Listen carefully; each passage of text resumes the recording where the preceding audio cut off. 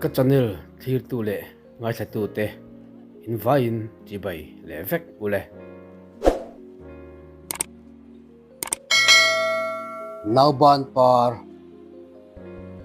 Korel hun sulang liam Kothal no her Zobom thingtin moi tu Nauban par moi sang thingzar moi a chol zarliap loya Zokai thifim thoin vulai rel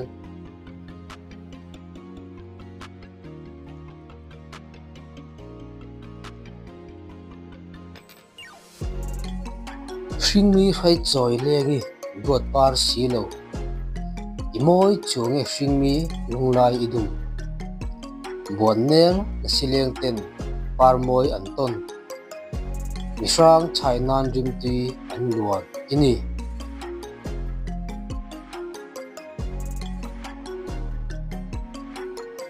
siam tu them thiam shil tu vulhun lo tur ramdai zun leng che tu khua tua par moi imoi na hian choi ni neilul lo se ma se khua duan dan che kan hai lo ve bonel kham rang chur do choi vul tu kha liam nu lamong le thun kan thil renge tua pui sen nei hleu nu a chol waya rin silo tletir ba sam vir thla su zui yanga na nem leng siu siau choi lovin ar pathial khuan chuang yanga par chuang tai hlir hlir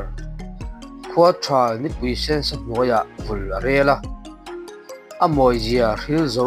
zai hlamoi hril zo lo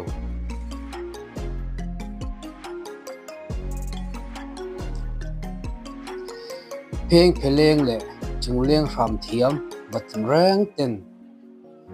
ril rong fang fak relin ni chun azaran bo roi pui kil yang parzu dota lo phone za in chiang hin hiana changtha zapa in lem vel hi zithum ruan na ni pui petu khonu to na thiam tok lom na hril an hril alo ni e